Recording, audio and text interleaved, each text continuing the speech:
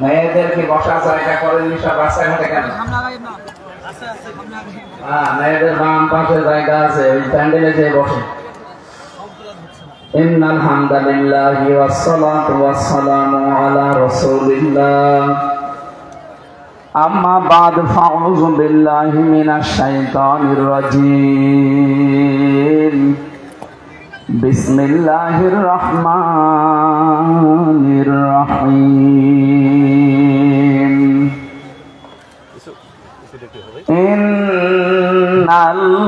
ইন্নাল্লাহা ইয়া'মুরু বিল আদলি ওয়াল ইহসানি ওয়া ইতা'i যিল কুরবা وينهى عن الفحشاء والمنكر والبغي يعظكم لعلكم تذكرون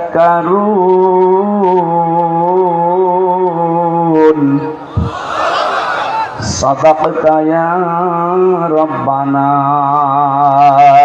اللهم صل على سيدنا مولانا محمد।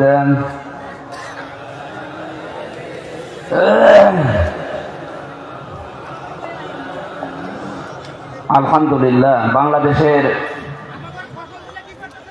ঐতিহ্যবাহী জেলা কুড়িগ্রাম ধোড়ঙ্গামারী থানার অন্তর্গত ময়দান মহাবিদ্যালয় ময়দানে মরহুম ভমর আলী মণ্ডল নুরানী ও হাফিজিয়া মাদ্রাসার হাফেজ ছাত্রদের পাগড়ি প্রদান উপলক্ষে দিনের বেলায় মহাবিশ্বের মহাবিশ্বর আমাদের মালিক আমাদের মনিব মহান রব্বুল ইজ্জাত ওয়াল জালালের মুখের পবিত্র বাণী কোরআনে কারীম। কথা বলা যাবে, কথা বলা যাবে না ভাই, দাঁড়িয়ে থাকে থাক, ওর যদি ভালো লাগে দাঁড়িয়ে থাকলে থাক, বসে থাকলে বসে থাকেন, তার জায়গা পান শুয়ে পড়ে, কিন্তু কথা বলবেন না, এইটা আমার অনুরোধ। এরপরও কথা বলে কে গো? কথা বলা যাবে না ভাই। হ্যাঁ, মাইকের আওয়াজ কানে লাগবে আমার, রিভাব দে। তাফসীরুল কোরআন মাহফিলের সুনামধন্য সভাপতি, অত্র এলাকার সর্বজন শ্রদ্ধাভাজন ব্যক্তিত্ব বিশিষ্ট শিক্ষাবিদ জনাব আমিনুল ইসলাম মণ্ডল, অধ্যক্ষ ময়দান মহাবিদ্যালয়, আতালাল্লাহু উমরাহু ওয়া বারাকাল্লাহু ফি হায়াতি, বলেন আমিন। এই কলেজে যারা লেখাপড়া করছেন, ছাত্র এবং ছাত্রী ভাই বোনেরা, শিক্ষক শিক্ষিকা মণ্ডলী, সবার জন্য আল্লাহর দরবারে আগে দোয়া করছি, আল্লাহ এদের জীবনের অভাবগুলো দূর করে দাও, এদের চরিত্র মুহাম্মদ রাসূলুল্লাহ হযরতে আয়েশা সিদ্দিকা তাদের মতো বানিয়ে দাও, বলেন আমিন। মাহফিলের প্রধান মেহমান সাবেক জাতীয় সংসদ সদস্য কুড়িগ্রামে আলহাজ সাইফুর রহমান রানা দামাত বারকাতুহুমুল আলিয়া, উপস্থিত আছেন ভোড়ঙ্গামারী সরকারি কলেজের অধ্যক্ষ আলহাজ আজিজুর রহমান সরকার স্বপন, বিশেষ অতিথি জনাব আলহাজ কাজী গোলাম মোস্তফা, জনাব আলহাজ আব্দুল কাদের মণ্ডল, জনাব আব্দুল সবুর, সার্বিক ব্যবস্থাপনায় যারা আছেন বিশেষ করে আলহাজ জালাল উদ্দিন মণ্ডল, যার মাধ্যমে সেই কুষ্টিয়া থেকে এ পর্যন্ত কোরআনে কারিমের দাওয়াত নিয়ে এসেছি আপনাদের এলাকায়। এলাকার কৃতি সন্তান সমাজসেবক বড় ভাই জনাব ওসমান গনি মণ্ডল, এতক্ষণ যারা আলোচনা রেখেছেন বিশেষ করে আমার শ্রদ্ধাভাজন বড় ভাই ইসলামিক চিন্তাবিদ শিক্ষাবিদ জনাব আলহাজ রুহুল আমিন হামিদি, আলোচনা রেখেছেন মাওলানা হোসাইন মাহফুজ চুয়াডাঙ্গা, অন্যান্য ওলামা ইকরাম। বাতাস তো মনে হচ্ছে রওশনের সাথে মতো হচ্ছে, একটু জোরে দেন ভাই, ভেতরে তো ঘেমে যাচ্ছে। রওশনের সাথে শ্বশুর বাড়ির এলাকা না, এই কারণে মনে হয় এরকম হচ্ছে। মঞ্চে বসা সম্মানিত ব্যক্তিবর্গ, সামনে বসা মুসলমান ভাইরা, পর্দার আড়ালের সম্মানিত মা এবং বোনেরা, প্রশাসনের ভাইরা, প্রাণপ্রিয় কুড়িগ্রামবাসী, আল্লাহর দরবারে শুকরিয়া জানাচ্ছি। বিশাল একটা জগদ্দল পাথর আল্লাহ আমাদের বুকের ওপর থেকে নামিয়ে দিয়েছে। এখন যদি মরণের আগ পর্যন্ত কিচ্ছু না পায় তাও শুকরিয়া যে একটা পাথর আল্লাহ নামিয়ে দিয়েছে। আও আমি জাহিলিয়াতের পাথর, ১,৫০০ বছর আগে একটা পাথর ছিল, ওটা আয়ামে জাহিলিয়াত। শব্দ দুইটা প্রায় কাছাকাছি, আই এম এ আর আও আমি, ওদের কাজ কারবারও প্রায় একই ছিল। আমি ইতিহাস পড়ে যা পেয়েছি, আয়ামে জাহিলিয়াতের যুগে ওরা 14টা কাজ করতো বেশি। কিন্তু একটা বিষয় ওই জামানার পর ইতিহাস পড়ে আমি দেখেছি, ওরা ঘর থেকে কেউ বের হলে বাড়ির লোকজনের এই চিন্তা কখনো হয়নি যে আমার বাবা বা আমার স্বামী বা আমার ছেলে কোনোদিন আর ফেরত আসবে না। এরকম চিন্তা ওদের ছিল না, এরকম ভয়ও ছিল না, কারণ সে বাইরে যেত আবার ঠিক মতো বাড়িতে চলে আসে। কিন্তু দেশটা এমন জায়গায় পৌঁছিয়েছিল, বাড়ি থেকে কেউ যদি বের হয়ে যেত আর ফিরে আসবে এই গ্যারান্টি আমাদের আসছিল না। ইলিয়াস আলী বাড়ি থেকে ঠিক বের হয়েছিল, আর ফিরে গেছে? বলেন না কেন? যারা ফিরেছে দেখেন তো কি দুর্বিষহ জীবন তারা পার করেছে। বিশেষ করে ব্যারিস্টার আরমান, এই লোকটা 8টা বছর আয়না ঘরে ছিল। আমান আজমি 10 বছর ছিল।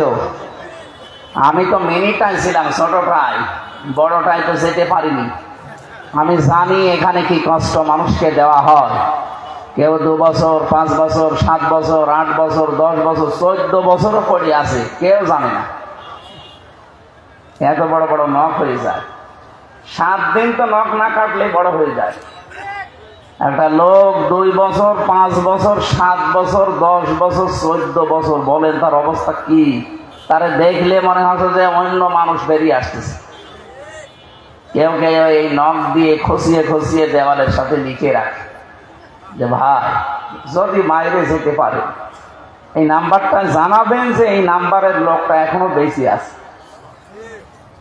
এই হচ্ছে তাদের জীবন। আপনি টের পান কি সরে গেছে। সকালবেলা কয়েকটা ছোলা দিয়ে যেত, পচা ছোলা, আমি নিজে বলছি। দুপুর বেলা 1 মুঠ ভাত দিত, তাও মনে হচ্ছে কেউ মাখিয়ে দিয়েছে। 4-5টা তরকারি একসাথে দেয়, তরকারিও আমার মনে হয় বড় তো খাবো না। তাও যদি এমনি বসে থাকতে বলে তো ভালো। পায়ের ভেতর দিয়ে হাত চালিয়ে দিয়ে, সামনে লোহার ব্যারিকেড আছে, ওখানে হাত আটকিয়ে তালা লাগিয়ে। আপনি কয় মিনিট এরকম বসে থাকতে পারবেন? হাত বাঁধা।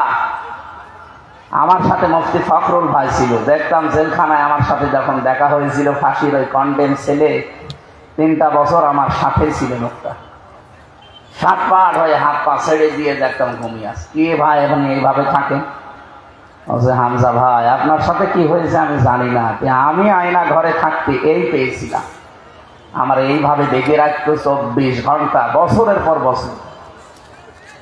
এই যে শুয়ে থাকা, এটা যে কত বড় নিয়ামত এটা আমি জানি। এই জন্যই তো এখন সাতপাট হয়ে ঘুমিয়ে আছে। 1.5-2 মিনিট সময় দিতে টয়লেট করার জন্য, হলে ভালো, না হলে আর টয়লেটের তো কোনো দরজা নেই, তাহলে হাত দেওয়াল দেওয়া। আপনি বসলে দেখা যায় না, দাঁড়ালে দেখা যায়। বলেন তো এইভাবে এদিকে 3.5 হাত, 3 হাত, 3.5 হাত বোঝে না, 3 হাত আর এদিকে 1.5 হাত। ইলিশ মাছ যেভাবে রাখে ওইভাবে থাকা লাগবে। এই কঠিন অবস্থায় একটা মানুষকে 2 দিন, 5 দিন, 10 দিন রাখলেই তো মানুষটা পাগল হয়ে যাওয়ার কথা। আমি তো 10 দিনে হাত পাগল হয়ে গেছি। এই জন্য তো উল্টা পাল্টা এখন মুখ দিয়ে বের হয়, আমার সহ্যের বাইরে চলে গেছে। বাকি 3 বছর আমি ছিলাম জেলে, ওখানেও কষ্ট পেয়েছি। আমি ফাঁসির কন্ডেম সেলের ভেতরে ছিলাম, 24 ঘন্টা তালা লাগানো। কি করেছিলাম বলেন তো? আমি আপনার মেয়ের দিকে তাকিয়েছি, আর আপনার যে মেয়ে, ও মেয়ের দিকে তাকানো যায়? ওর জামাই ওরে কন্ট্রোল করতে পারে না, আমি পারবো? আমি কি করে তাকাবো? আর তাকিয়ে আমি করবো কি? 4-5টা ছেলে মেয়ে, কি কথা বলছে না? সে যেই হোক, আল্লাহ জানে, আর আপনারা জানার দরকার নেই, আমি আর আল্লাহ জানলে হবে। এইরকম কঠিন অবস্থায় আপনি কেন রাখলেন বলেন? অপরাধ এতটুকু যে কোরআনের কথাগুলো বলে। আমি কি আমার বাবার কথা বলতাম? আমি যা পড়িয়েছি তা তো বলবো, এটা বাধা দিয়েও বলা লাগবে।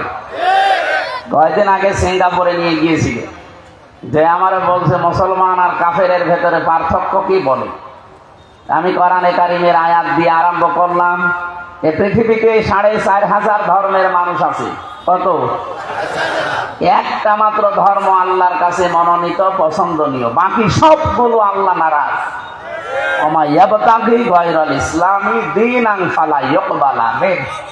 ইসলাম বাদ দিয়ে পৃথিবীর কোন ধর্মের উপরে আল্লাহ রাজি নেই, কোন নিয়ম নীতির উপরও আল্লাহ রাজি নেই।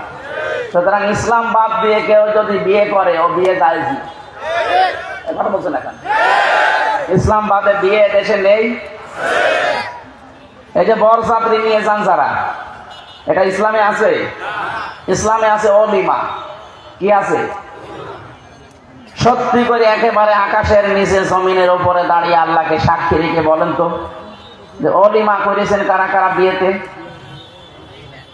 একটা লোক নয়। অলিমা যে একজন 2 হাত তুলেছে।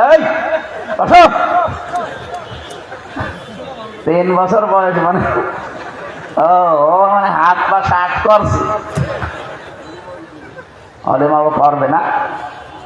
না ভাই, আমি হাসির জন্য বলি নাই, বাস্তবতা এটাই। অথচ আজ হাজারো বিয়ে এলাকাতে হচ্ছে। অলিমার সিস্টেম নবীজি অলিমা করেননি, উনি বরযাত্রী নিয়েছিলেন। কোথায় পেলেন আপনি সিস্টেম? এটা হিন্দুদের। এই যে গায়ে হলুদ দেওয়া, অলিমা বাদ দিয়ে যারা বরযাত্রী নিয়ে যান 150, 200, 250, এগুলো হিন্দুদের কালচার। ওরা একবারেই মেয়েকে সব দিয়ে দেয়। সুতরাং যারা এই কাজ করেছেন তারা ভুল করেছেন। সামনে যেন আর বরযাত্রীতে যাবেন না, দাওয়াত দিলে বলবেন না ইসলামে নেই, আমি ওর ভেতরে নেই। এক কথা বলেন না কেন? অলিমা ছেলের বাড়ি হয় না মেয়ের বাড়ি? দরকার আর মেয়ের বাড়ি থেকে আরো 100, 150, 200 মানুষ নিয়ে এসে খাওয়াবেন যদি সমর্থ থাকে। না উল্টা করে আপনি আরো উল্টা পাল্টা কথা বলে বলেন যে হ্যাঁ কিছু দিবা না, তো 200 মানুষ খাওয়াতেও পারবা না, কি জন্ম দিয়েছে? ওরে শয়তান! 18, 20 বছর, 22 বছর এত কষ্ট করে মেয়েটা মানুষ করে দিয়ে দিচ্ছে, এইটাই তো তোর সেজদায় পড়ে থাকার কথা। এরপরে আবার টাকা পয়সা চায়, মানুষকে খাওয়াতে চায়। যারা বরযাত্রী যায়, এটা ইতর একটা ছোট লোক, খাবার পায় না মনে হয়, এই জন্য বরযাত্রী যায়। আমি এর চাইতে আর নিম্ন কথা বলতে পারলাম না। আমি আশা করছি আগামীতে আমরা কেউ যেন আর বরযাত্রী না যায়, এই সিস্টেম তুলে দেব। দেশে সিস্টেম চালু হবে, 96% মুসলমানের দেশে বরযাত্রী না, অলিমা। কি হবে বলেন? যাবেন তো এরপরও বরযাত্রী? এখানে সামিয়ানার নিচে। আশা করছি আপনারা কথা মেনে নেবেন, কারণ আমি বারবার বলছি আমার ছেলে নেই তো আমার মেয়ে, আমার বাঁচা লাগবে না। ইসলামে আছে, আমি এই জন্যই বলছি। আমিও যেহেতু এটা মানতে পারি না এর আগে, কারণ আমি জানতাম না। আল্লাহ আমাদেরকে সামনে ইসলাম বাদ দিয়ে যদি বিয়ে করলে বিয়ে ঠিক না হয়, ইসলাম মান দিয়ে ব্যবসা করলে ব্যবসা হবে বলেন? আজ যারা ইসলাম বাদ দিয়ে ব্যবসা করে খান, এই যে টাকা ছেড়ে রাখে, দেখি টাকা ছেড়ে রাখে, টাকা আসে, 1000 টাকা দিলে আরো 200 টাকা বেশি দেয়। কি বলে এটাকে? এই এলাকায় আছে? ওরে আল্লাহ, আমি তো মনে করছিলাম নেই। এটা মায়ের সাথে জেনা করার গুনাহ হচ্ছে। আপনি মায়ের সাথে জেনা করে এসে নামাজে দাঁড়ালেন, হবে নামাজ? রোজা হবে? হজ করে গেলে হবে? সুতরাং এই কাজে যারা আছেন, আমার মনে হয় এরকম মানুষ এখানে আসে নাই, তারপরও যদি 2-1 জন আসেন, তাও বা করে আজকে এটা ছেড়ে দেবেন, নয়তো আপনার নামাজ, রোজা, হজ, দান, সাদকা সব মাঠ মারা যাচ্ছে। আর চারিদিকে তো মাঠ দেখতে পাচ্ছেন, মাঠে মরি যাচ্ছে। আশা করছি এটা ছেড়ে দেবেন। কারা কারা হাত তোলেন তো? এত মানুষ সুদ খায়, যে কয়জন খায় সেই কয়জন তোলেন, সব হাত তোলেন। ঠিক আছে, আলহামদুলিল্লাহ। এর আগে 2-1টা উল্টা পাল্টা মানুষ মনে হচ্ছে আছে, 2-1টা না, প্রায় তো। এই যে যারা জমি জায়গা চাষ করে খায়, এই 1 বিঘা জমি আমি স্যারকে দিলাম, উনি আমার 1 লাখ টাকা দিবে। যতদিন জমি করে খাবে টাকা আমারে ফেরত দেওয়া লাগবে না। যখন 2 বছর 5 বছর পরে জমি ফেরত দেবে, টাকা ফেরত নেবে। এটা কি বলে? না, এটাও সুদ, এটাও মায়ের সাথে ব্যভিচার করার গুনাহ হচ্ছে। এটা কারা কারা একেবারে সত্যি করে হাত তোলেন তো, কারা কারা করেন? আপনারা কি ইসলাম মনে হয় এলাকায় সেরকম জানা নেই নাকি? না জেনে করলে আল্লাহ মাফ করে দেবে, কিন্তু জেনে শুনে কেউ যদি করেন আপনার খবর আছে, আপনার সব কিছু বরবাদ হয়ে যাচ্ছে। এরপরেও যদি কেউ না ছাড়েন, হ্যাঁ 2টা পদ্ধতি বলছি, যদি আপনি জায়েজ করে নিতে চান, এটা হালাল করতে চান, 2টা কাজ করবেন। 1 নম্বরে যতদিন এই জমি আপনি করে খাবেন ততদিন সরকারের খাজনা আপনি দেবেন। কথা বুঝতেছেন? 2 নম্বরে যখন স্যার আমার কাছে টাকা ফেরত নেবে 2 বছর 5 বছর পরে, তখন 1 লাখ টাকা দিলে কমপক্ষে 8 থেকে 10,000 টাকা কম দেওয়া লাগবে। আমি জানি এটা আপনারা মানবেন না, কারণ এর ভেতরে লস হয় না আমাদের দৃষ্টিতে। আরে ভাই, লাভ আর লসের আসল মালিক কে বলেন তো? আরো জোরে বলেন। এটা আমরা 100% বিশ্বাস করি তো। আপনার অসুবিধা কি? লাভ হোক লস হোক আপনার তো না, রিস্কের মালিক যেহেতু আল্লাহ, ওনার চিন্তা ওনারই করতে দিন। আপনার চিন্তা হচ্ছে আপনার ঈমান আর আমল ঠিক আছে কিনা। 1 লোক গরু নিয়ে গেছে বাজারে, বিক্রি হয়নি, রাতের বেলা ফেরত আসতেছে, ডাকাইতে ধরিস, এই গরু না বিক্রি করে চলে আসবি। বাবাজি দাম পাইনি তো, এই কারণে আগামী হাটে নিয়ে বিক্রি করবো, তখন তো দাম পাওয়ার দরকার কি, টাকা তো নেবো আমরা। তোর যা হয়েছে তাই বিক্রি করে দিবি, টাকা তো আমরা নেবো, তোর অসুবিধা কি? আপনার লাভ লসের হিসাব করছে, আসল মালিককে টাকা পয়সার। এই বিশ্বাসটা যার ভেতরে যত দৃঢ় হবে, দুনিয়ার প্রতি আকর্ষণ তার তত কমতে থাকবে। আমি বহু মানুষের সাথে দুনিয়ায় মিশে দেখেছি, এইটা আমাদের আজ অধিকাংশ মানুষের নেই। লাভ লসের মালিক আমরা নিজেদেরকে মনে করি না। সম্মানিত ভাইরা, এই জন্য ইসলাম বাদ দিয়ে আমরা যা করব, ইসলাম বাদ দিয়ে বিয়ে জায়েজ নেই, ইসলাম বাদ দিয়ে ব্যবসা বাণিজ্য জায়েজ নেই, ইসলাম বাদ দিয়ে রাজনীতি জায়েজ আছে। এবারে হয়তো মনে করতে পারে, হুজুর কোন দিকে গেল। আরে ভাই না, আমি আপনাকে বাঁচাতে চাই। এই জামানায় যদি এখন মুহাম্মদুর রাসূলুল্লাহ বাদ দিয়ে কেউ ঈসা নবী কেউ মুসা নবী কেউ মানে, সে জাহান্নামী। বলেন কি মনে হয় বলেন, যে এত বড় পাওয়ারফুল নবী যারা, যার সাথে আল্লাহ সরাসরি কথা বলতেন, কালিমুল্লাহ বলা হয় যাকে, হযরতে ঈসা রূহুল্লাহ বলা হয়, আল্লাহর রূহ ফুৎকার।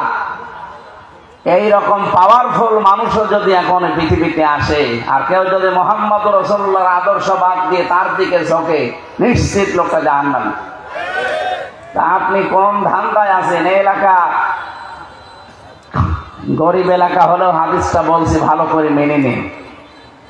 নবীজি বাদ দিয়ে আপনার আদর্শ যদি পৃথিবীর অন্য কেউ এখন হয়ে দাঁড়ায়, সে যেই হোক, আপনি কিন্তু ভুল পথে আছেন ভাই।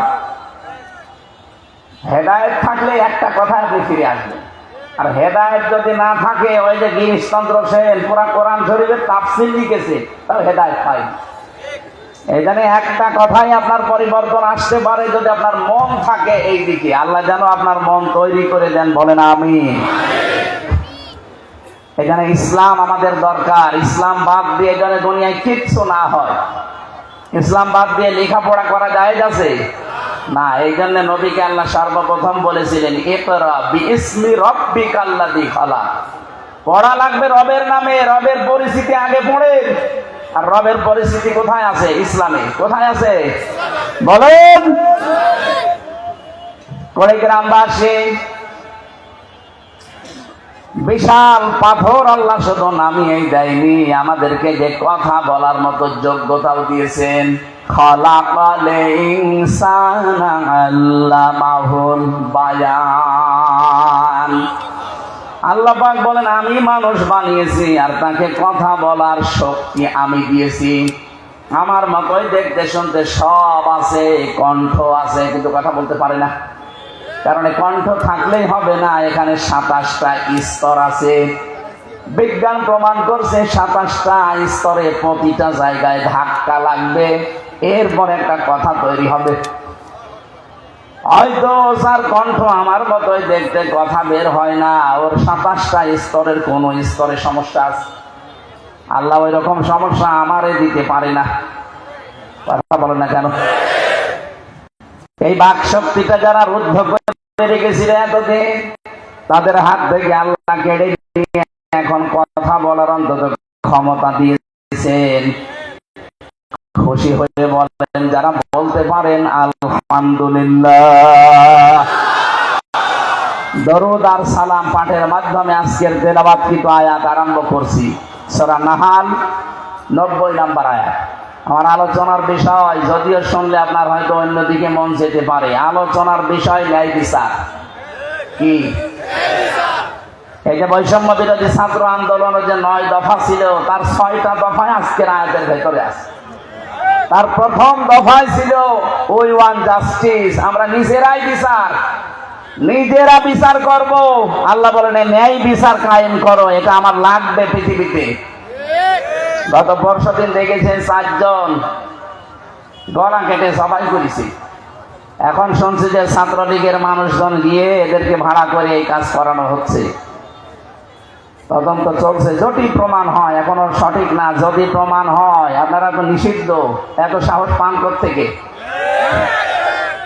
আপনার যে আপা, আপনার যে মা, আপনার যে কন্যা পালিয়ে গেছে, তার উস্কানিতে পা দিয়ে মানুষ সবাই করা আরম্ভ করেছেন।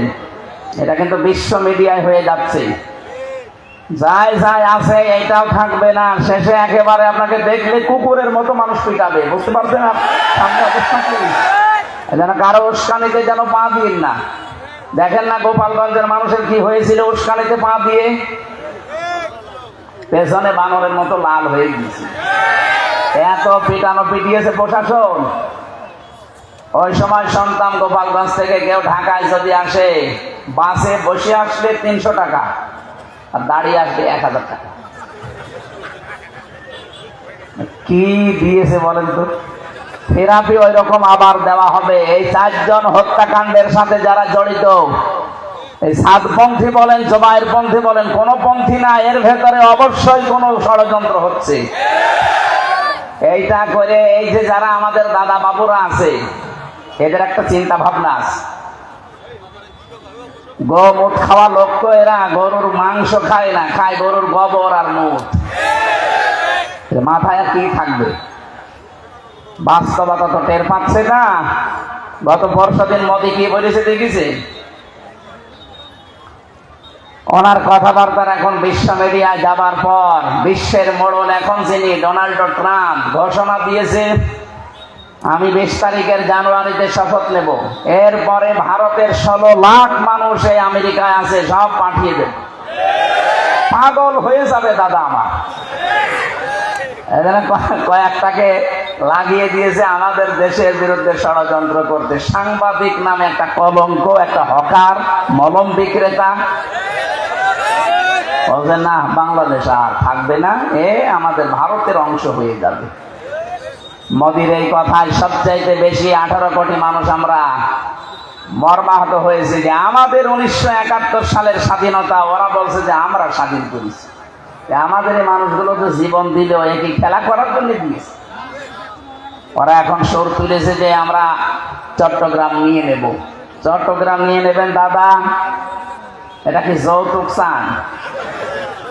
আর মেয়ে তো পালিয়ে গেছে, যৌতুক কিসে? মেয়ে কে করেছে? পালানো মেয়ের তো বিয়েই মানি না, কিসের যৌতুক? আর আমাদের ধর্মে তো যৌতুক নেওয়াও জায়েজ নেই, দেওয়াও জায়েজ নেই। যদিও কুড়িগ্রামে এখনো জায়েজ আছে মনে হয়। যৌতুক নিয়েছেন কারা কারা হাত তোলেন তো? আপনি? না ঠিক আছে, ও তো নিয়েছে তাই বলছে। ভাই আপনি যদি এটা ফেরত না দেন, আপনার এই দাড়ি রাখা কিন্তু মেকি, এটা ফেরত দেওয়াই লাগবে যেভাবেই হোক। মরণের আগে যা নিয়েছেন এটা ফেরত দিয়ে তারপরে মরবেন, কারণ ওইটা নেওয়া আর পায়খানা খাওয়া একেবারেই সমান কথা না, তার চাইতেও খারাপ। কারণ পায়খানা খেলে একটা গুনাহ হয়, আর যারা যৌতুক নিয়েছেন ডবল গুনাহ হবে। একদিকে জুলুমের গুনাহ আর একটা যৌতুক নেওয়ার গুনাহ। এই কথা বলছেন? আশা করছি এটা ফেরত দিয়ে দেবে। আপনারা যে কাজ এখন আরম্ভ করেছেন যৌতুক নেওয়ার জন্য, মেয়ের বিয়ে আমরা মানি না, কারণ যার সাথে গেছে ও তো ফুল হাতা আর আমরা হাত হাতা। ফুল হাতা না দাদার এখন যে বয়স, ওরা যদি মুসলমানে দেওয়া হয় শেষে গোড়া থেকে কেটে বাদ দেওয়া লাগে। ও সাতার জিনিসপত্র খুঁজে পাওয়া যাবে এই বয়সে। আর ফুল হাতার সাথে হাফ হাতা কোনোদিন যায়? এখানে আমরা সবাই ফুল হাতা না হাফ হাতা? হ্যাঁ, অবশ্য আমি ফুল হাতা। মুরব্বী ফুল হাতা বললে হবে না, আমি হাসির জন্য বলি নাই। ওরা যেমন শুরু করেছে, এটা রেকর্ড হচ্ছে তো, আমি জানি ভারতের বিভিন্ন প্রদেশে ঘুরে ওদের কাছে এগুলো সব বেশি ছড়িয়ে যায়। বাংলাদেশে ওরা 2-3 জনের আলোচনা বেশি শোনে, তার ভেতরে আমারটাও আছে। বহু প্রদেশে ঘুরেছি, এত ভয় ওদের, মরণের ভয়। ওয়ালা তাজিদান্নাহুম আহরাসান নাসি আলা হায়াতি ওয়া মিনাল্লাযিনা আশরাকু, সূরা বাকারার ভেতরে আছে। আল্লাহ পাক বলেন, হে নবী আপনি দেখতে পাবেন সবচেয়ে বেশি ভয় মরণকে করে মুশরিকরা। ওরা দুনিয়ার প্রতি, জীবনের প্রতি খুব মায়া ওদের। এই জন্য যে যেখান থেকে বাড়ছে এখন ওদের মরণের ভয় দেখাচ্ছে। ওরা এখন দেখেন পাগল হয়ে কাউকে দাদা বলা না, বাপ বলে ডাকছে। দেখেন 16 লাখ মানুষ চলে আসুক আমেরিকা থেকে, টের পাবেন। আমরা এখন ব্যবসা বন্ধ করে দিয়েছি।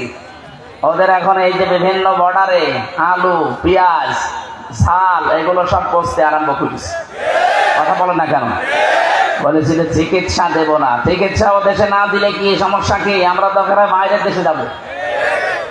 আমরা ডক্টর মোহাম্মদ ইউনূসকে আহ্বান জানাবো, এই দেশে দরকার হয় প্রত্যেক বিভাগ থেকে 2 টাকা 5 টাকা করে তোলেন প্রত্যেকের কাছে, কালেকশন করে করে 8টা বিভাগে 8টা আন্তর্জাতিক মানের হাসপাতাল বানিয়ে দেন। ওই শয়তানদের কাছে যাওয়ারই দরকার নেই। ওদের সাথে কারো মিল নেই। পাকিস্তানের মিল নেই, মায়ানমারের মিল নেই, চীনের মিল নেই, নেপালের মিল নেই, ভুটানের মিল নেই, আফগানিস্তানের সাথে একটা বর্ডার চিকন মতো আছে, ওইটারও মিল নেই। খালি আমাদের সাথে মিল ছিল কন্যার কারণ, কন্যা নেই, মিলও নেই। কন্যা গেছে গেছে, বিয়ে কিন্তু আমরা মানি না, কারণ অন্য জাতির সাথে আমাদের বিয়ে জায়েজ নেই যতক্ষণ সেই জাতি ঈমান না আনবে। এটাকে আমি বানালাম? সূরা বাকারা 221 নম্বর আয়াতের মাঝের অংশে আছে, ওয়ালা তুনকিহুল মুশরিকিনা হাত্তা ইউমিনু, যতক্ষণ কোন মুশরিক ঈমান না আনবে তার সাথে বিয়ে বলেন। আমাদের যেটা গেছে এটা জায়েজ আছে, কারণ এর তো মুসলমান বলা যায় না। এ যত মিথ্যা কথা বলে পৃথিবীতে মনে হয় তালিকায় 1 নাম্বার থাকবে মিথ্যা বলা। বিশেষ করে 8-9 দিন যে মিথ্যা কথা বলছে। আচ্ছা না, আমি নির্বাচিত ছিলাম, আমাকে উৎখাত করা হয়েছে। একটা হাজি মানুষ এত মিথ্যা কথা বলেন কি করে? আপনি নির্বাচিত ছিলেন, একটা ঘোড়াকে জিজ্ঞাসা করেন, ঘোড়া হাঁটবে।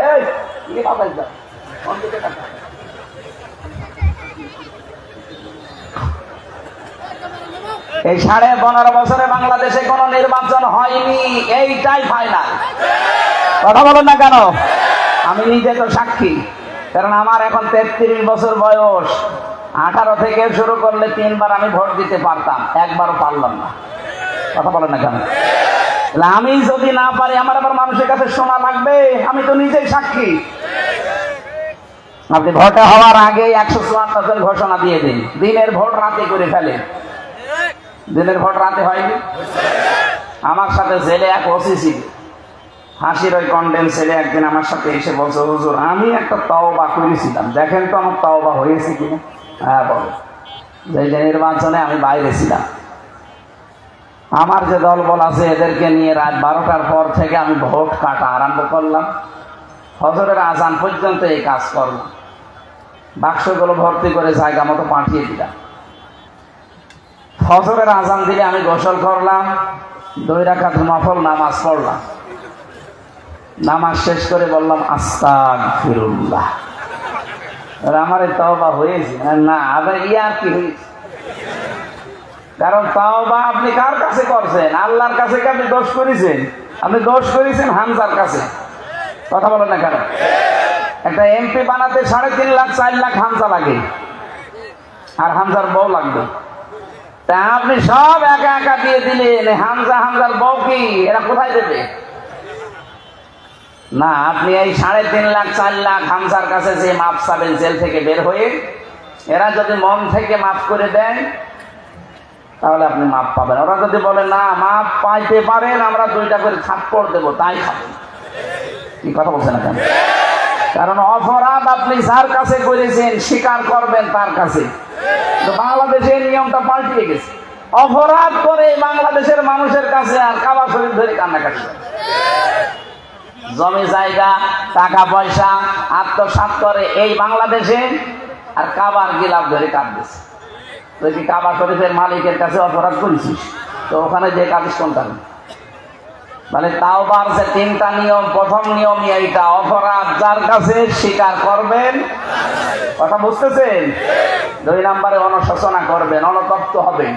3 নম্বরে জীবনে আমি আর এই কাজ করবো না, এই সিদ্ধান্তের উপরে অটল থাকবেন, তাহলে আপনার তাওবা কবুল হবে। তা আমরা যেটা বলতে চাই, আমরা বহু অন্যায় অবিচার করেছি যারা এই 15.5 বছরে। আপনি নিজের কাছে প্রমাণ আপনি কি করেছেন। এখন যদি শুধু আস্তাগফিরুল্লাহ পড়েন ওই ওসির মতো, জীবনও আপনার তাওবা হবে না। আপনার তাওবা কবুল করাতে হলে যার কাছে অপরাধ করেছেন এই তার কাছে যান। যে আগে বলেন যে ভাই আপনার আমার কারণে এই 15 বছর আপনি ব্যবসা করতে পারেননি, আমার কারণে আপনি চাকরিতে উন্নতি করতে পারেননি, আমার কারণে আপনাকে আমি ধরিয়ে দিয়েছিলাম গোপনে, নিজেই মিথ্যা সাক্ষী জোগাড় করে আপনাকে আমি জেল খাটিয়েছি, আমার কারণে খুন হয়েছে, গুম হয়েছে, আয়না ঘর তৈরি হয়েছে। সুতরাং যার যা ক্ষতি হয়েছে আমি ক্ষতিপূরণ দিয়ে দেবো, আমারে মাফ করে দিন। জনগণ যদি বলে ঠিক আছে, তারপরে মাফ পাবে। আমার কথা কি বোঝা গেছে নাকি ব্যাখ্যা করা লাগবে? এরপরও যদি কেউ না বোঝার ভান করে থাকে, আমার মনে হয় আপনার বিবেক এখন মরে গেছে। ও বুখারী শরীফ কোরআন শরীফে আর হবে না, বাকারি শরীফ লাগবে।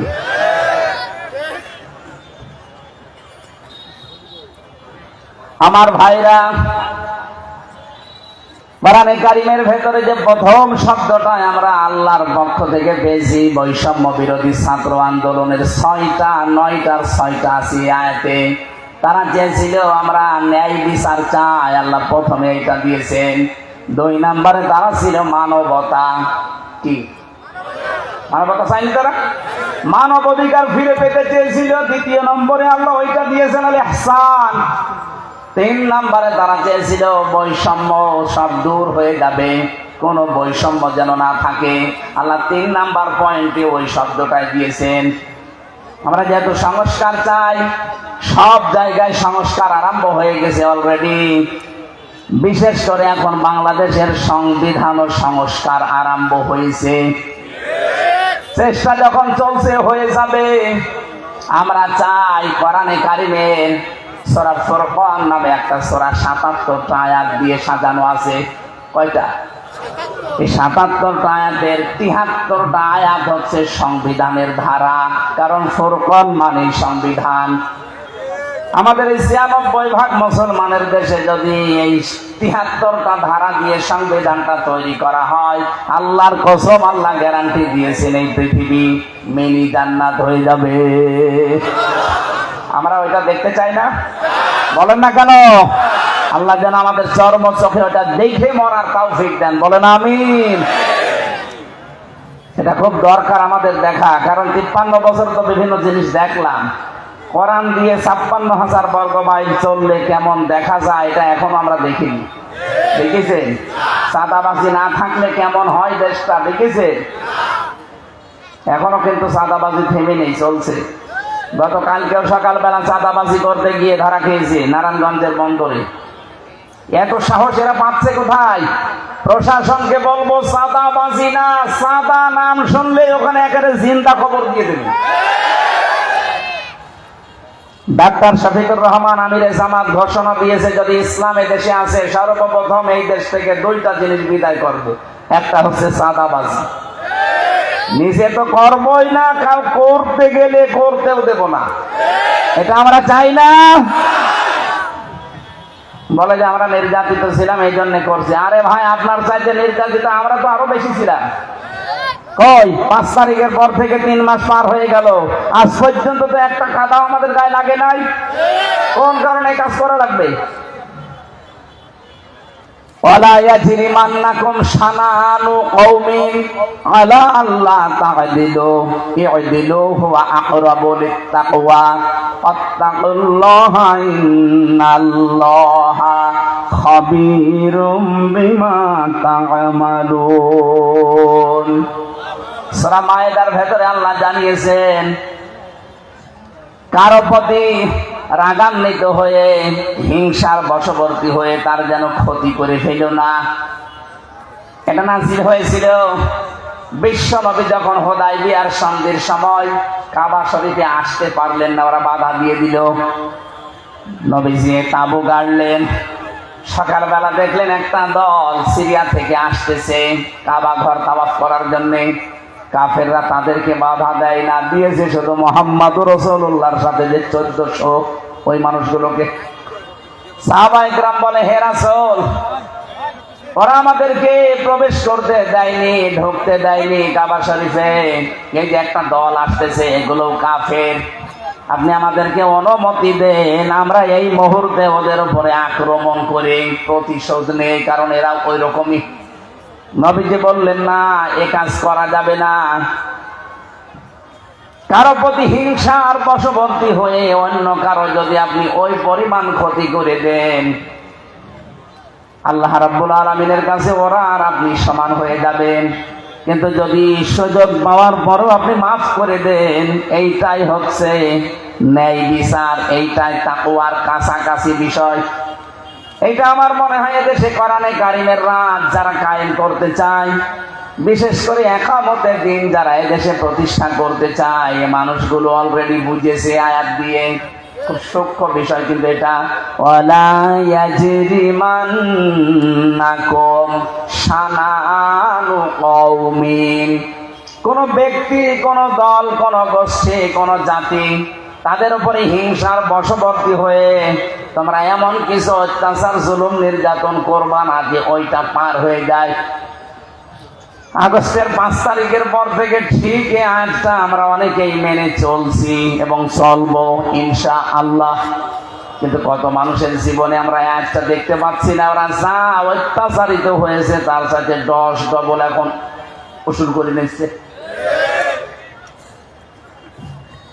মানুষ কিন্তু এটা এখন সচেতন হয়ে গেছে। নারায়ণগঞ্জের এই চাঁদাবাজিটা সারা বাংলাদেশের ওই দলের লোকদের উপর এখন ইফেক্ট ফেলেছে।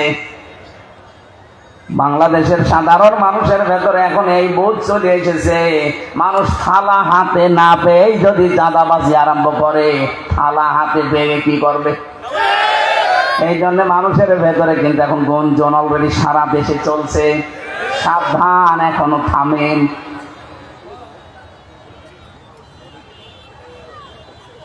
দুই 2024 সালের আগস্টের 5 তারিখের আগ পর্যন্ত একটা জরিপ পেয়েছিলাম আল জাজিরার। এদেশের 100 জনের মাত্র 15 জন মানুষ চাইতো এদেশে কোরআন কায়েম হোক। 3 মাস 10 দিনের ব্যবধানে এদেশের এখন 100 জনের 58 জন মানুষ চাইছে এদেশে কোরআনের রাজ কায়েম হোক। কারণ মানুষ বুঝে ফেলেছে যে কোরআন ছাড়া ন্যায় বিচার এদেশে সম্ভব না। 53 বছর তো আমরা দেখেছি কেউ ন্যায় বিচার কায়েমের কথা বলেও করতে পারেনি। কিছু মানুষের শুধু আখের গুছিয়েছে, কিছু মানুষের শুধু ভবিষ্যৎ তৈরি হয়েছে, কিন্তু অধিকাংশ মানুষ আমরা যারা জেনারেল মানুষ, সাধারণ মানুষ, তাদের ভাগ্য যেখানে ছিল আরো নিচে নেমে গেছে। আর আপনাদের রংপুর বিভাগ তো এমনিতে অভাবী এলাকা, এমনিতেই মঙ্গা এলাকা, নাম আর একটা আছে, ওইটা নাই বললাম, থাক, ওটা বলার দরকার নেই, নিজেরাও তো জানি না। তারপরও সহজ সরল মানুষ, এই বিভাগের মানুষগুলো সহজ সরল। আজকে পাইলট আমার বলছিল আসার সময়, দেখেন এই যে আমি আসতেছি কিন্তু সেই বগুড়া থেকে আরম্ভ করে গিয়েছিলাম দিনের বেলা নীলফামারী, ডোমারে, ওখান থেকে এখানে, আবার রাত্রে নওগাঁ। আসার সময় পুরা এলাকা তো দেখা যাচ্ছে সব একেবারে ছোট ছোট। বলতে দেখেন তো একটা কোনো বিল্ডিং আছে কিনা, একটাও কোনো 8 তলা 10 তলা কোনো বিল্ডিং খুঁজে পাচ্ছি না, মানে যেমনি যেমনি দিয়ে আসলাম আমাদের এই ম্যাপ অনুযায়ী। অথচ আমরা চট্টগ্রামে যাই, সিলেটে যাই, ঢাকা, পুরা ঢাকা তো ঘোরা হয়, দেখি কি উন্নত সমস্ত এলাকাগুলো। তাদের তুলনায় রংপুর বিভাগের এই 8টা 9টা জেলা একেবারেই অবহেলিত। যদিও আপনারা পুত্রবধূ পেয়েছিলেন, কিছুই পাননি। কথা বলে না কেন? চাচা ছিল, চাচা খালি ওই যে সংসার নিয়ে ব্যস্ত ছিল। চাচা 80 বছর পার হয়ে গেলাম, দেখলাম যে স্ট্যাটাস দিত, আমার যৌবন এখনো অটুট। চাচার যৌবন ছিল না, এর প্রমাণ হচ্ছে বিদিশা চলে গেছে আল্লাহর ওলি। যেটা ছিল ওটা তো ওই যে এরকম বাতাস দেয় রওশনের সাথে। কি বিরোধী দলীয় নেতৃত্ব, আপা যা বলে দেয় ও তাই করে। এই হচ্ছে বিরোধী দলীয় নেত্রী ছিল। কপালটা পুড়িয়েছে আমাদের এই মহিলার কারণে। ব্যাকআপ যদি শক্ত হইতো আমাদের এত অত্যাচারিত হওয়া লাগতো না। এই কথা বলে না কেন? কোথায় আছে সে আল্লাহর ওলি? তার তো কোনো খোঁজ পাওয়া যায় না। আমার ভাইরা, এখানে আমি যেটা বুঝি কোরআন হাদিস পড়ে, রংপুর বিভাগের মানুষগুলো গরিব হোক, মফিজ বলেন, যাই বলেন, এরা কিন্তু সহজ সরল। আর নবীজি জানিয়েছেন জান্নাতে যাবে ধনীদের চাইতে গরিব মানুষগুলো, সহজ সরল মানুষগুলো 500 বছর আগে। এই আয়াতে হাদিস অনুযায়ী আমি বলতে পারি, বিশ্বাস করে, বাংলাদেশের মানুষকে আল্লাহ যদি জান্নাত দেওয়া আরম্ভ করে, এই রংপুর বিভাগের মানুষ আগে আরম্ভ হবে। কুড়িগ্রাম তো আরো বেশি, কুড়িগ্রাম আর লালমনিরহাট, এরা আমার মনে হয় 1 নম্বরে যাবে। নামাজ না পড়ি নাকি? নামাজ পড়ার দরকার নেই। আমরা তাহলে আসি কোরআনের এই আয়াতের দিকে। ইন্নাল্লাহা, আল্লাহ নিজে আদেশ দিচ্ছেন, ইয়ামুরু বিল আদলি, তোমরা ন্যায় বিচার কায়েম করো। এখন আদল কি? এখানে যারা তাফসীর বুঝবেন দেখবেন প্রতিটি নবীকে আল্লাহ আদল দিয়েছে, কথা কোরআনে দেয়নি। প্রত্যেকটা নবীকে আল্লাহ দিয়েছিলেন প্রথমত ইনসাফ। কি বললাম? ইনসাফ দিয়েছিলেন। নুন সিন ফা নিসফন থেকে শব্দটা এসেছে। নিসফন মানে অর্ধেক। নিসফন মানে কি? অন্যান্য নবীদের শরীয়তের দিকে তাকান, দাউদ নবীর দিকে তাকাবেন, সুলাইমান নবীর দিকে তাকাবেন।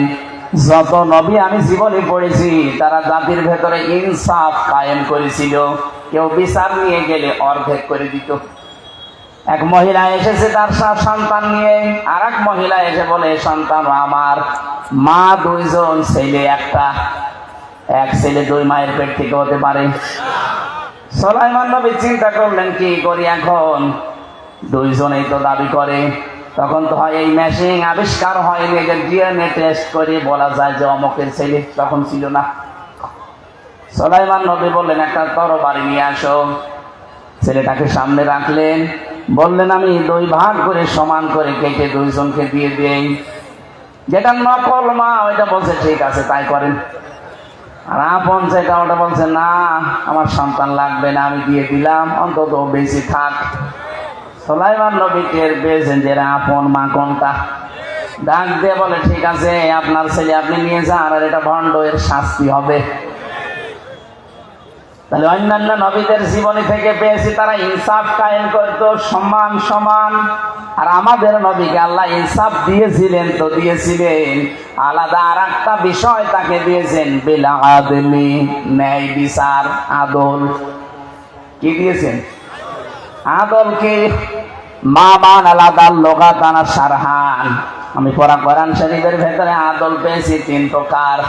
1 নম্বরে আদল হবে আল্লাহর সাথে, 2 নম্বরে আদল হবে রাসূলের সাথে, 3 নম্বরে আদল হবে সৃষ্টি জগতের সাথে। এটা তাফসীর মাহফিল, যেহেতু সময় কম এজন্য আমি সামারাইজ করে ফেলছি। আল্লাহর সাথে কেউ যদি আদল করতে চায়, আল্লাহর এই কালামে 500 আল্লাহর বিধান আছে। কয়শো? এই 500টা মেনে তাকে দেখানো লাগবে, তাহলে তার সাথে আদল হবে। 2 নম্বরে কেউ যদি রাসূলের সাথে আদল করতে চায়, বাস্তব জীবনে তাকে 3টা বিষয় মাস্ট বি মানায় লাগবে। নাই তো আপনি কবরে যে 3 নাম্বার যে প্রশ্নটা হবে, মান হাজার রাজুল, এই লোকটা কে ছিল, আপনি বলতে পারবেন না। যদি এই 3টা বিষয় দুনিয়ায় পঙ্খানো আদায় করে দেখাতে পারেন, কবরে যাওয়ার পরেই বলে ফেলবেন হাযা নাবিয়্যুনা মুহাম্মাদুর রাসূলুল্লাহ। 3 নাম্বারটাই বলার জন্য আমি বসেছি এখন। সৃষ্টি জগতের সাথে আদল হবে, বিনা কারণে আপনি একটা গাছের পাতাও ছিঁড়তে পারবেন না। কথা বলেন না কেন? অনেকে দেখি বাদাম খায় আর পাতা ছিঁড়তেছে রাস্তা দিয়ে যাওয়ার সময়। কাঁচা পাতা তো জিকির করে আল্লাহর, নিজেও তো আল্লাহর বিধান মানেন না, জিকির করেন না। একটা সৃষ্টি জিকির করছে, তার জিকিরটাও বন্ধ করে দিলেন। আশা করছি আদল এখান থেকে শুরু করবেন। পশু পাখির উপরে আদল হবে। সৃষ্টি জগতের যত কিছু আছে কারো উপরে যেন আদল করতে ভুলবেন না। স্বামী স্ত্রীর ভেতরে আজ আদল নেই। কি কথা বলে না কেন? কত স্বামী এখানে আছে, তারা আমার এই মোবাইলে মেসেজ দেয় মাঝে মাঝে, হুজুর বিয়ে করেছেন 2 বছর, এক জিনিস আর কতদিন খাবো।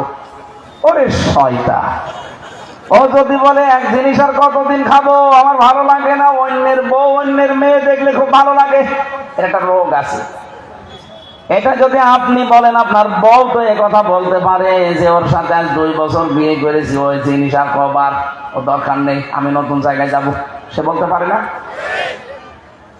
এই রোগটা হওয়ার জন্য কিছু কারণ আছে, বিশেষ করে ইন্টারনেট, এই পিন আপ করা পত্রিকা আর আকাশ সংস্কৃতির নামে যেগুলো আসে আমাদের সামনে, এখান থেকে মুক্ত হতে হলে নিজেকে যদি বাঁচিয়ে আপনি ন্যায় বিচার কায়েম করতে চান স্ত্রীর সাথে, স্ত্রী স্বামীর সাথে, যে যে জায়গায় আছি আমরা আমাদের পরিবার থেকে 2টা কাজ আজকে থেকে আরম্ভ করব।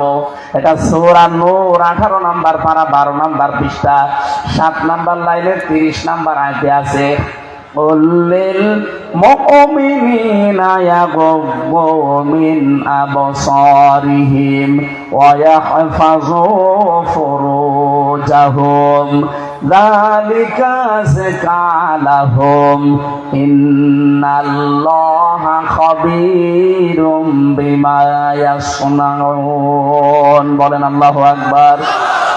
এটা তাফসীরে খাজানের ভেতরে পেয়েছি আমি। আল্লাহ পাক বলেন 15 দিন মানবেন, শুধু 15 দিন। 15 দিন নারী এবং পুরুষ যে যে জায়গায় আছেন 15টা দিন যদি মেনে চলতে পারেন, নিজের স্ত্রীর প্রতি আপনার আকর্ষণ বাড়বে, মহব্বত বাড়বে, অন্যের স্ত্রী দেখলে আপনার মনের ভেতরে ঘৃণা জন্মাবে। আজ নিজেরটা ভালো লাগে না, অন্যেরটার প্রতি যাদের আকর্ষণ তাদের বলছেন 1 নম্বরে আপনি কোনো মেয়ে লোক দেখলেই সঙ্গে সঙ্গে চোখ নিচের দিকে করবেন। হ্যাঁ, 14 জন মহিলা দেখা যায় যাচ্ছে। কয়জন বলেন?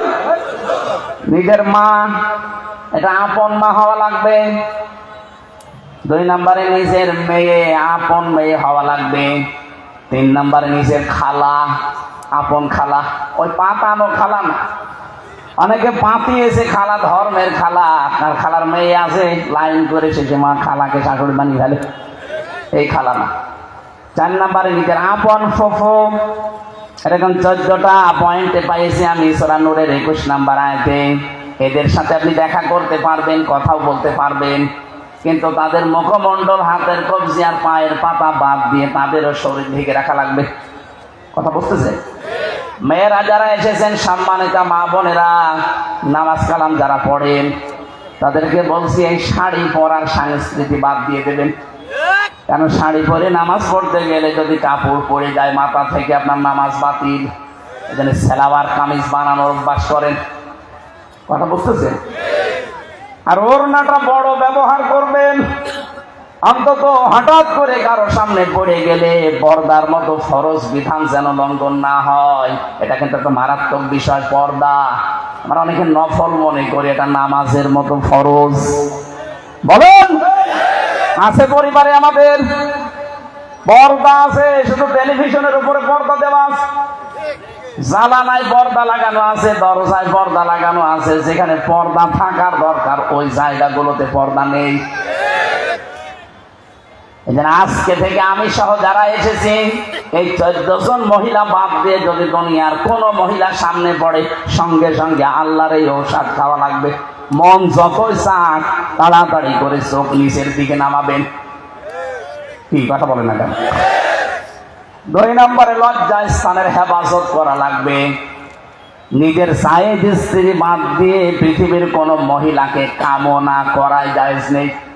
ইল্লা আলা আজওয়াজিহিম আও মা মালাকাত আইমানুহুম ফাইন্নাহুম গায়রু মালুমিন। বহু জায়গায় আল্লাহ দিয়েছেন এটা, যে নিজের স্ত্রী বাদ দিয়ে অন্য কোন মহিলাকে কামনা করা জায়েজ না, করাই শেষে হর্ষায় আছে, করাই জায়েজ নেই। অথচ অনেক মানুষ দেশে থেকে তারা লাইন লাগিয়েছে ভাবির সাথে, প্রতিবেশীর স্ত্রীর সাথে। একবার বলছে না কেন? বিবাহিত মেয়েদের সাথে যারা লাইন করেছেন, আপনি নিশ্চিত ভেবে নিন যে আপনি জাহান্নামের পথে আছেন। আর একটা অবিবাহিত মেয়ের সাথে, এরকম মানুষের সাথে যদি লাইন থাকে, তারপরে তো বিয়ে করে আপনি সংসার সামনে করতে পারবেন। এমন মানুষের সাথে আপনি লাইন করেছেন যার স্বামী আছে, ওর স্বামী যদি যতদিন বাদ না দেবে আপনি জীবনও বিয়ে করতে পারবেন না। এখানে বিবাহিত মেয়েদের সাথে যাদের কথাবার্তা হয় লাইন মাইন আছে, পরকিয়া করেন, এই মুহূর্তে তাদের নাম্বার ডিলিট করে দিন। করেন। এখন যদি আপনি মোবাইলে লজ্জা পান, বাড়ি যাওয়ার আগে এটা ডিলিট করে দেবেন। যাদের ভাবির সাথে, প্রতিবেশীর স্ত্রীর সাথে, অথবা বিবাহিত কোনো মেয়ে লোকের সাথে লাইন আছে, কারা কারাই আল্লাহর ওয়াদা মানবেন? হাত তোলেন তো। কার সাথে লাইন আপনার? এদিকে আসেন। মুরব্বী মানুষ এখনো লাইন করে, আপনার নিজের জিনিস নেই। আপনি কোন কারণে হাত তুলতে? আমার বাবার বয়সী মানুষ আর এখনো লাইন চালিয়ে যাচ্ছে, তাও বিবাহিত মহিলার সাথে।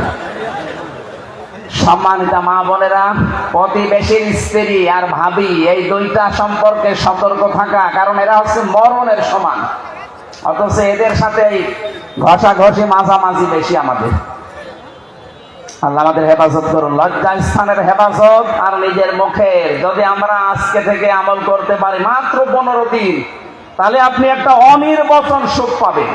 কি বললাম? একটা অনির্বচন সুখ আপনাকে আল্লাহ আলাদা ভাবে দান করবে। যদি আপনার মন চাচ্ছে কিন্তু শক্ত হয়ে ফিরে এসেছেন, আল্লাহ আমি সহ যারা এখানে আছি আমাদেরকে মেনে চলার যেন তৌফিক দেন। বলেন আমিন।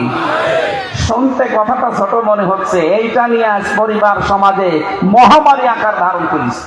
নিজের স্ত্রী বলে ভালো লাগে না, আকর্ষণ হয় না, শুধু অন্যেরটা দেখলেই ভালো লাগে। এটা একটা রোগ। কারণ শয়তান আপনার নিজের স্ত্রী বাদ দিয়ে অন্যের দিকে যখনই আপনার খেয়াল যায়, ওটাকে জাল হিসাবে ব্যবহার করে। শয়তানের জালে পড়া যাবে? বলেন। শয়তান তো গ্যারান্টি দিয়ে এসেছে, আল্লাহ তোমার এই বান্দা বান্দীদেরকে লামাং তাবিআকা মিনহুম আজমাইন, আমাকে যারা অনুসরণ করবে তাদেরকে নিয়ে আমি জাহান্নামে যাব, এই গ্যারান্টি তোমার দিয়ে গেলাম। শয়তান তো তার এই কথা ঠিক রাখছে, কিন্তু আমরা আমাদের কথা যেটা কমিটমেন্ট দিয়েছিলাম আল্লাহর কাছে, এটা কিন্তু ঠিক রাখতে পারলাম না। আল্লাহকে বলেছিলাম আপনি আমাদের রব, দুনিয়ায় এসে বিভিন্ন রবের দিকে আমরা ছুটি, আসল রবের খবর নেই। এখানে ন্যায় বিচার এটা শুরু করা লাগবে একেবারে ব্যক্তিগত জীবন থেকে আন্তর্জাতিক জীবন পর্যন্ত। যে সেখানে আসি, সৃষ্টি জগতের সাথে ন্যায় বিচার করা, এটা আল্লাহর নির্দেশ। আল ইহসান, ভালো ব্যবহার করবা। এই পৃথিবীতে ভালো ব্যবহার পাওয়ার যোগ্য প্রথম হচ্ছে আপনার মা, এরপরে আপনার বাবা, এরপর আপনার স্ত্রী, এরপরে সন্তান, এরপর আপনার ভাই বোন, প্রতিবেশী। আস্তে আস্তে দূরে যাবেন। অথচ বাংলাদেশে আজ আমরা যত বড় মানুষই হই, দেখি এদের সাথে আমাদের মিলগুলো নষ্ট হয়ে যাচ্ছে। কথা বলে না কেন? কত মানুষ নামাজ পড়ে, রোজা রাখে, তাহাজ্জুদ পড়ে, মেয়েদের ভেতরে এই গুণটা বেশি। এই মানুষগুলো শ্বশুর শাশুড়িকে সহ্যই করতে পারে না, খালি বলে আলাদা হন, আলাদা হন। সম্মানিত মা বোনেরা, নিজের মা বাবা হলে আপনি কোনোদিন তাদেরকে আলাদা করে দিতে পারতেন? আপনার মনটা এরকম ছোট কেন? এরকম ন্যারো মাইন্ডের কেন? আপনি ব্রড মাইন্ডের হতে পারেন না? কয়দিন থাকবেন দুনিয়ায়? যাদের জন্য যা করে যাচ্ছেন, এইটা কি আপনার সাথে একটাও যাবে? আমি নিজের থেকেই বলছি, আমার নিজের ইমান থেকে, আমার 3 পুরুষের পরে আমি আর চিনি না। আমার নিজের আব্বার নাম হচ্ছে রিয়াজউদ্দিন, তার বাবার নাম জাহান আলী, তার বাবার নাম নমাজ আলী, এরপরে আমার আর জানা নেই। এখন নমাজ আলীর বাবা খুব বেশি হলো 60 বছর আগে মারা গেছে। এই লোকটা যদি এখন কুষ্টিয়ায় এসে বলে যে এই 2 তলা বাড়ি আমার, এই ভিটা আমার, ওর দাঁত মুখ খুলে ফেলবো না? এইটাই দুনিয়া। তো এদের জন্য আপনি আপনার নিজের শ্বশুর শাশুড়িকে আলাদা করে নিজের ছেলে মেয়ে নিজের স্বামীকে নিয়ে সুখে থাকবেন এই আশায় বুক বেঁধে আছে। আপনি যদি মারা যান মাত্র 50 বছর পরে যদি এই কুড়িগ্রামে আবার ফিরে আসেন, আপনার বাড়িতে আপনার ওই পূর্বপুরুষ যারা পরবর্তী প্রজন্ম উঠতে দেবে না, বলবে কিসের বুড়ি আপনি যান। আমি কি এটা বানালাম? বাস্তবতা না এটা। আমার 3 পুরুষের পরে কেউ আমার বাড়ি আসলে তার আমি উঠতে দেব না। এইটাই দুনিয়া। আপনি কার জন্য আখিরাত নষ্ট করছেন? আপনি আপনার শ্বশুর শাশুড়ির সাথে ভালো ব্যবহার করবেন এই কারণে যে এইটা দিয়ে আপনার আখিরাতের ঘর তৈরি হবে। শ্বশুর শাশুড়ি যারা আছে তারা পুত্রবধূর সাথে নিজের মেয়ের মতো আচরণ করবেন এই কারণে যে এইটা দিয়ে আমার আখিরাতের ঘর তৈরি হবে। আল্লাহ আমাদেরকে মেনে চলার তৌফিক দিন। এখন পাইলট সাহেবের সময় হয়ে গেছে। আমরা পুরো আয়াত শেষ করতে এখনো 1.5-2 ঘন্টা লাগবে। আগামীতে কোনো জায়গায় এলাকায় আসবো, রাতের বেলা আসবো ইনশাল্লাহ। আজকে যেহেতু হেলিকপ্টারে ঢাকা যাওয়া লাগবে, ও না হলে আমার ফের ফিরে চলে যাবে, শেষে আমার মুসিবত হয়ে যাবে। আজকের মতো শেষ করছি ভাই। আল্লাহুম্মা আমিন। লা ইলাহা ইল্লা আনতা সুবহানাক ইন্নী কুনতু মিনাজ জালিমিন। রব্বুল আলামিন যেভাবে আরম্ভ করেছিলাম, ঘন্টার পরে ঘন্টা তোমার বান্দারা এখানে থাকতো কোরআনে কারীম শোনার জন্য, বোঝার জন্য, যে মানুষগুলো এত পাগল এদেরকে তুমি অমরের মতো বানিয়ে দাও। এ মাহফিলে আয়োজন করতে গিয়ে তোমার যে বান্দাগুলো বেশি বেশি শ্রম দিলেও তুমি তো দেখেছো, বিশেষ করে ওসমান গনি ভাই, জালাল উদ্দিন মন্ডল ভাই সহ যত মানুষ চেষ্টা চালিয়েছে, আল্লাহ তোমার রহমত তাদের দিকে ওইভাবে এগিয়ে দাও। মরহুম ভমর আলী মন্ডল, আল্লাহ তার কবরটা জান্নাত বানাও, তার স্ত্রীকেও মাফ করে দাও। তাদের নামে বিভিন্ন প্রতিষ্ঠান শুনলাম এলাকাতে আছে। রব্বুল আলামিন যত প্রতিষ্ঠান বানিয়েছে এখানে যারা জ্ঞান অর্জন করে, এই জ্ঞানের সওয়াবগুলো তাদের কবরে পৌঁছিয়ে দাও। এ মাহফিল বাস্তবায়নে যে যেইভাবে এগিয়ে এসেছে তোমার রহমত ওইদিকে ওইভাবে এগিয়ে দাও। সম্মানিত মা বোনদের জন্য আলাদা করে কিছু বলতে পারলাম না, এদেরকে তুমি খাদিজার মতো, আয়েশার মতো বানিয়ে দাও। অনেকের স্বামী সংসারে অভাব আছে, আল্লাহ অভাবটা দূর করে দাও। যাদের মিল মহব্বত নেই, আল্লাহ কোরআনের ইজ্জতে মহব্বত তৈরি করে দাও। রব্বানা হাব লানা মিন আজওয়াজিনা ওয়া যুররিয়াতিনা কুররাতা আ'য়ুনি ওয়াজআলনা লিল মুত্তাকিনা ইমামা। আল্লাহ, আমি জানি এখানে অনেকেই বসে আছে, এখনো দুপুরের খাবারও খায়নি। খাবার দাবার আমার মতো বাদ দিয়ে পর্যন্ত যারা এখানে বসে বসে কোরআনের কথাগুলো বোঝার চেষ্টায় ছিল, আল্লাহ তাআলা এই এলাকাটা আমরা সবাই বাংলাদেশে জানি অভাবী এলাকা, এই রংপুর বিভাগ, এদের অভাবগুলো তুমি চিরতরে দূর করে এদের স্বভাব রাসূলুল্লাহর মতো বানিয়ে দাও। 56,000 বর্গ মাইলে তোমার কোরআনের রং দিয়ে সাজিয়ে দাও। যে যেখানে আছি আমাদের জীবনের মেন কাজ যেন এইটা হয় যে কোরআনে কারিমের রাজ দেশে প্রতিষ্ঠা হবে। আল্লাহ, আমি সহ কত মানুষ এখানে অসুস্থ আছি। 3টা বছর আমি জালেমের জেলখানায় অসুস্থ হয়ে গেছি। কথা বললে এখন আমার বুকে ব্যথা করে। ডাক্তাররা বলেছে কথা বলা বন্ধ করেন, রাত 10টার পরে আর জেগে থাকবেন না। তোমার বান্দা বান্দিদের আকুতি মিনতির কারণে সারা দেশে কম বেশি প্রতিদিন দৌড়ানো লাগছে। তোমার কাছে আমি ভিক্ষা চাই, আমার কণ্ঠটা তুমি আগের মতো ফিরিয়ে দাও। আল্লাহ তাআলা আমার শরীরটাকে তুমি আবার স্বাভাবিক করে দাও। আগামীতে এই অনুষ্ঠানটা কোরআনের খাতিরে আরো বিশাল আকারে তুমি মঞ্জুর করে নাও। কত সুন্দর করে সাজিয়েছে, তোমার কুদরতের নজর দিয়ে দেখো। বাসর ঘরও মানুষ এত সুন্দর সাজায় না। কোরআনে কারীম শোনার জন্য, বোঝার জন্য, প্রচারের জন্য, কোরআন প্রতিষ্ঠার জন্য যত টাকা পয়সা মানুষ খরচ করে, তোমার হাবিব জানিয়েছে ওগুলোর কোনো হিসাব নেওয়া হবে না।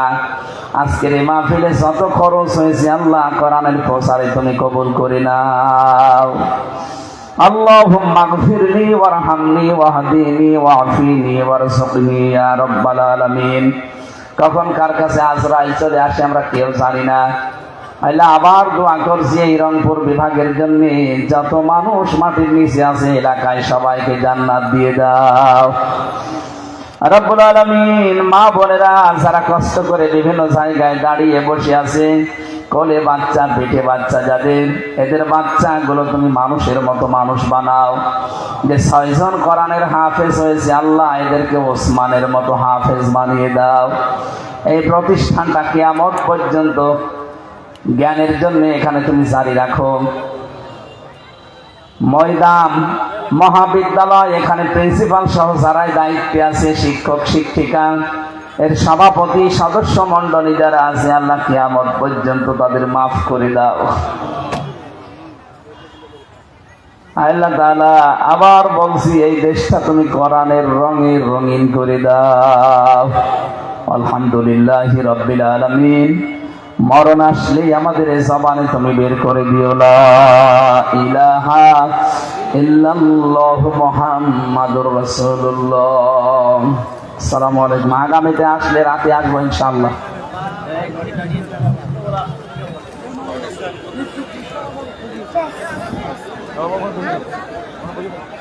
আলহামদুলিল্লাহ। এখন তো যাব না মুফতি আবু হামজার মাহফিল শুনল।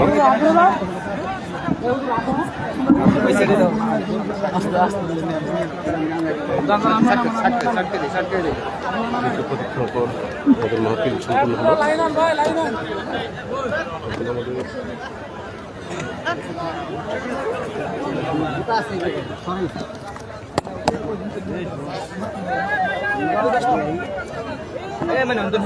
ওই পাশ থেকে সরো, এক সাইডে সরো, এক সাইডে আসো, এক সাইডে আসো। চাপাই না, চাপতেছে না, চাপাই না। ওই যে ওই পাশ দিয়ে যান, ওই পাশ দিয়ে যান, পিছনে তো জায়গা আছে। ধন্যবাদ ভাই।